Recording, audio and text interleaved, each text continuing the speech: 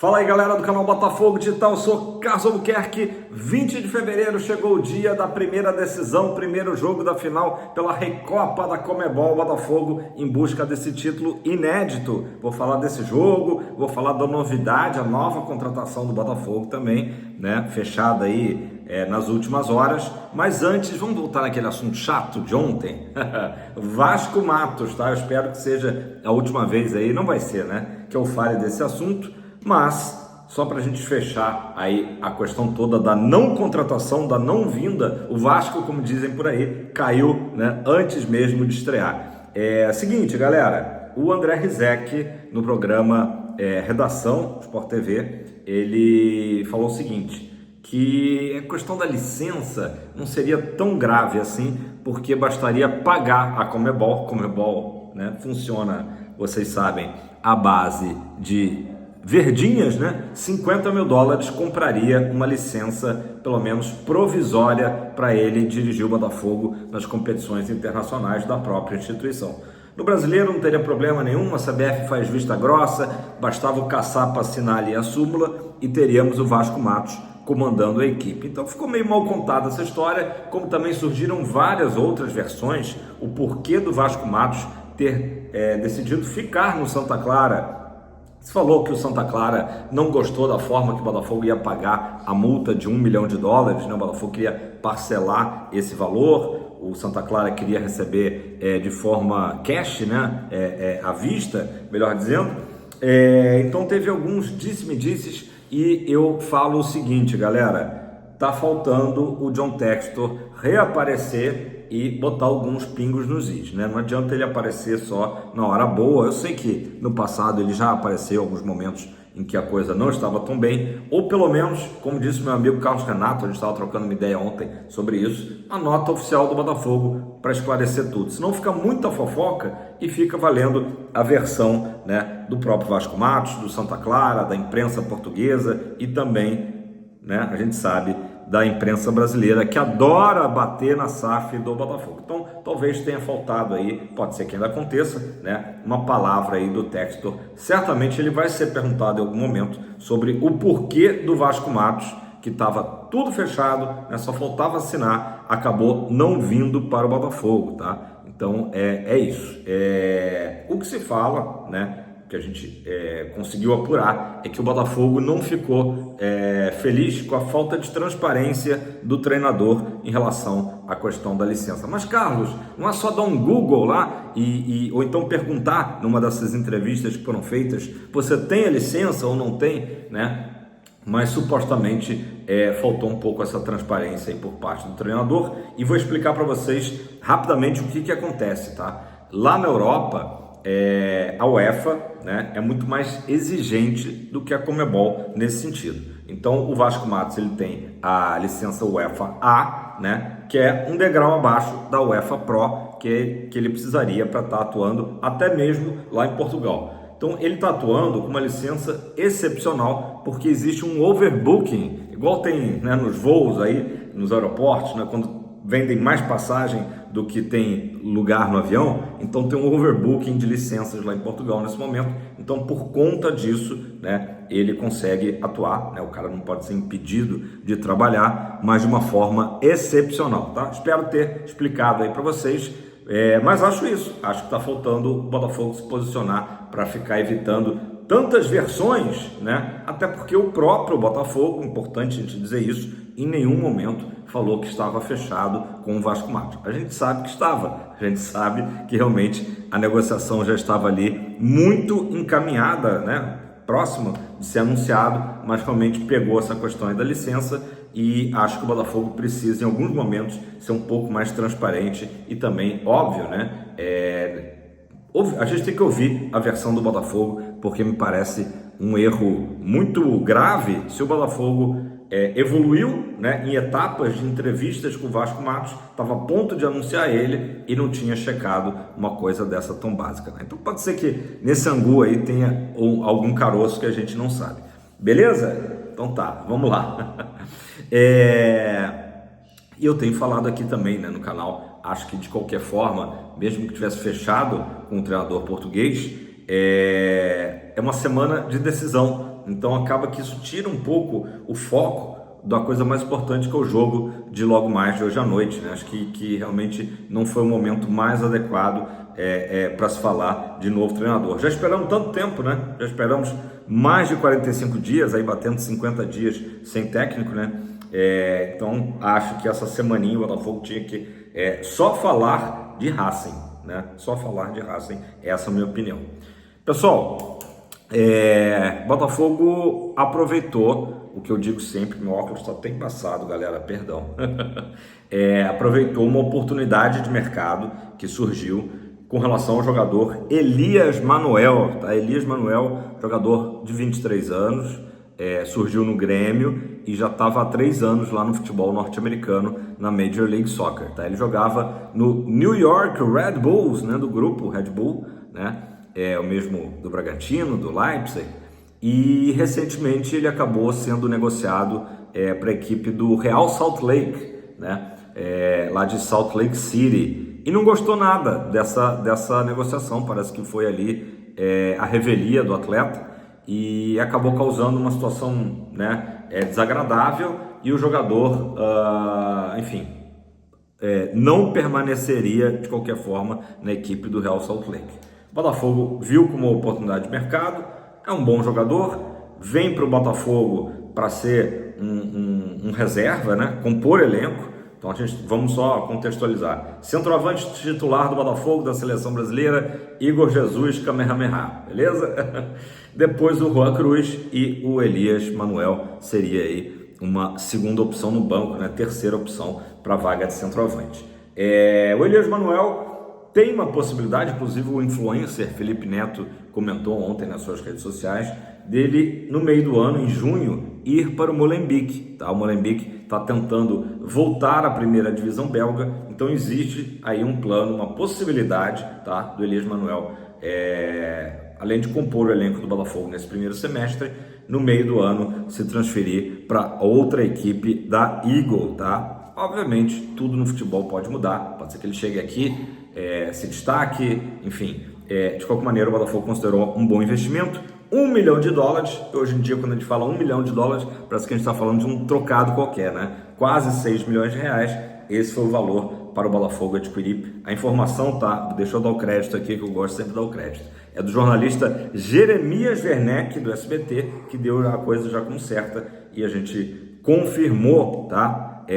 Lembrando que a mais recente contratação do Botafogo, antes do Elias Manuel, foi o Santi Rodrigues, que até agora também o Botafogo não anunciou oficialmente. E aí eu acho também que o Botafogo vai deixar passar aí esse jogo de logo mais para fazer o anúncio, até porque o Santi é uma das grandes contratações dessa janela, então realmente merece ali um momento específico, né? Hoje o nosso foco total está na Terra Prometida, está em Buenos Aires, beleza? Já podemos falar então de Racing e Botafogo? Podemos?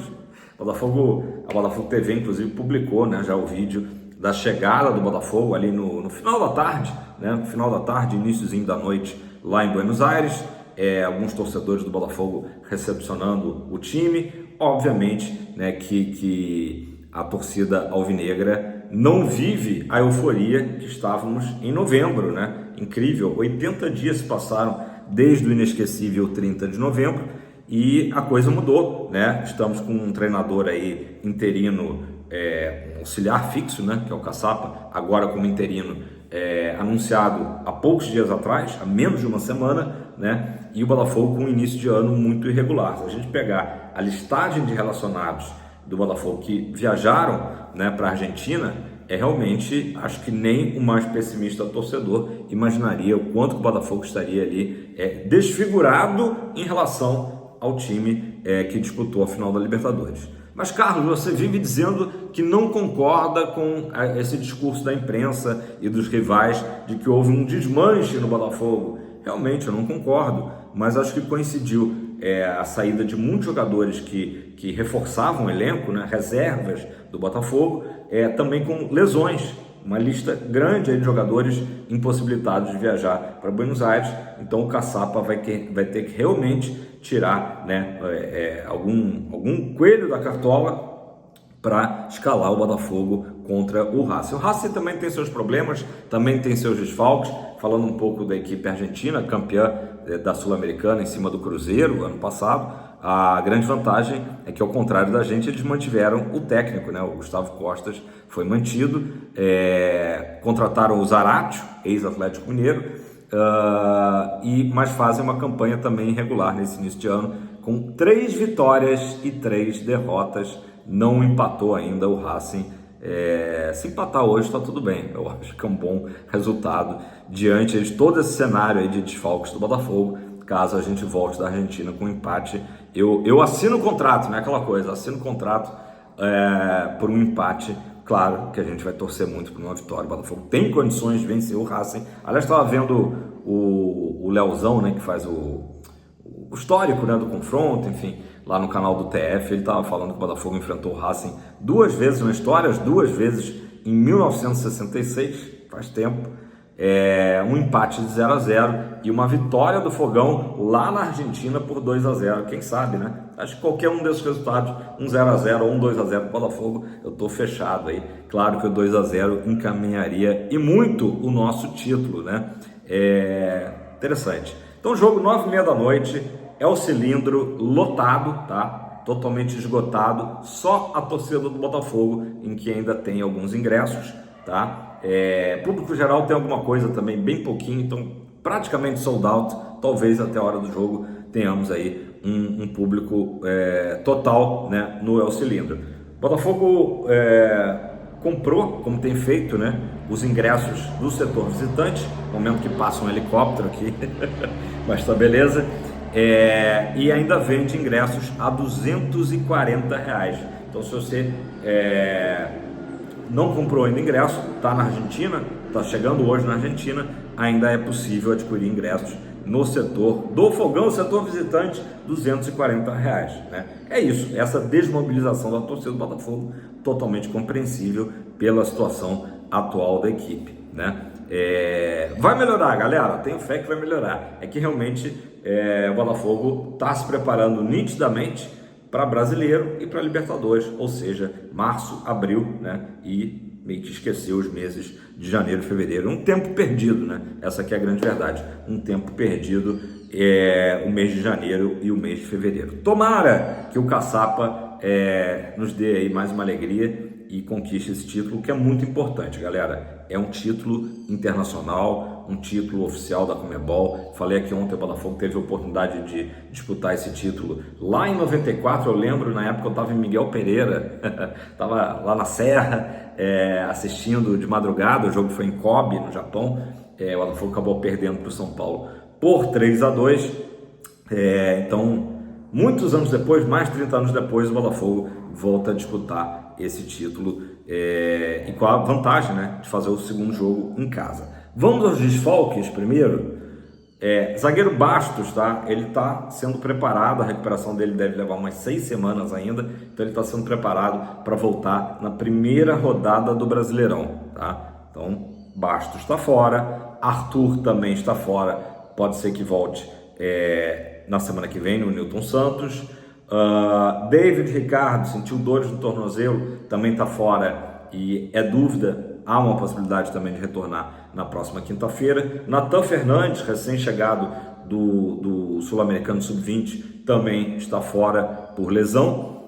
Jefinho nem se fala, e Gregory suspenso ainda pela expulsão lá, inesquecível, né? Agora de uma forma positiva, né? Poderia ter dado muito ruim, mas a expulsão do nosso Pitbull no primeiro minuto, ali 30 segundos de jogo contra o Galo. Então, competições da Conmebol, naturalmente ele cumpre suspensão hoje e vai estar liberado para o jogo da próxima semana.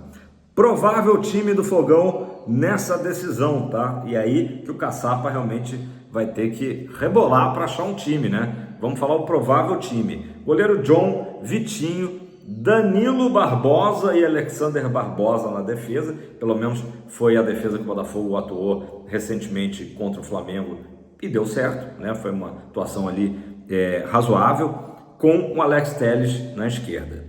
Há a possibilidade do Jair atuar ao lado do Barbosa, tá? Há essa possibilidade. Então, nesse caso, eu acredito que o Danilo poderia entrar no meio de campo, reforçar o meio de campo, tá? Então, a dúvida é essa, Danilo ou Jair ali na zaga, né? Um especialista que é o Jair, que já entraria, faria sua estreia já numa decisão, né? O garoto ali, enfim, uma aposta do Botafogo, ou o Danilo, como eu disse, que até deu conta do recado ali recentemente. Meio de campo, o Alan, né? Substituto aí óbvio para o Gregory, Marlon Freitas e Savarino. Na frente, Rafael Lobato, Igor Jesus e Matheus Martins. Há a possibilidade, tá, de, no lugar do Lobato, entrar o Juan Cruz, que também, né, causou uma boa impressão no jogo lá de Saquarema. No caso, o Botafogo jogaria com 2 centroavantes, o Juan Cruz, até rima, né? Juan Cruz e Igor Jesus é uma possibilidade também para o técnico Caçapa, né? Caçapa teve pouquíssimos dias, praticamente aí domingo, segunda e terça, para preparar a equipe, mas é isso, é uma decisão, vale uma taça que não temos, vale um título que eu considero que é sim muito importante, dessa vez contra um rival argentino. Tivemos a nossa grande conquista no Monumental, maior palco do futebol hoje, né, pelo menos na América do Sul, já que superou o Maracanã em público, em capacidade. Então dessa vez o Botafogo joga no El Cilindro contra uma equipe argentina. Enfrentar time argentino, a gente sabe, indecisão, é muita catimba, é um jogo duro, é um jogo pesado, muitas vezes violento, que o Botafogo consiga ter cabeça, né? Ó, lembrando o nosso capitão América aí, o Marlon Freitas, muita cabeça nesse primeiro jogo, para a gente chegar quinta que vem e conseguir, em casa, no nosso tapetinho, com o apoio da nossa torcida, conquistar esse troféu, que vai ser muito legal, galera, vai ser muito importante para o Botafogo começar o ano aí com o pé direito, esquecer tudo aí que passou, janeiro e tal, que não vale a pena nem lembrar, beleza? Galera, é isso. Ontem eu acabei gravando 2 conteúdos, né? Porque é isso, eu tinha gravado o vídeo falando do Vasco Matos, no que eu acabei de gravar o vídeo, saiu a notícia de que ele não viria mais. Isso acontece, aí teve gente reclamando, pô, Carlos, você que envelheceu mal o vídeo. Galera, é tudo muito dinâmico. Eu tô gravando isso aqui, daqui a pouco sai a notícia, às vezes contradizendo o que a gente falou. Por isso que a gente tem a possibilidade aí de gravar, regravar quantas vezes for possível, beleza? Só que eu achei que era besteira apagar o conteúdo, porque tinha outras coisas ali que eu falei no vídeo, além de Vasco Matos, então é importante pra gente ter até uma cronologia dos fatos, beleza? Deixa seu like, comenta aí embaixo, qual o seu palpite para logo mais um 0x0, você tá fechando, tá assinando o contrato? Ou acha que o Botafogo tem condições de repetir o 2x0 lá de 1966? Acho que é importante que o Botafogo faça uma partida sólida, né? Relembre o Botafogo de 24, uma partida aguerrida, muito diferente do que foi a decisão lá de Belém, né? Que o Botafogo entre com sangue nos olhos. Eu tenho fé que isso vai acontecer para a gente chegar quinta-feira e decidir o título no Nilton, beleza? Tamo junto, aquele abraço. É tempo de Recopa, é tempo de Botafogo.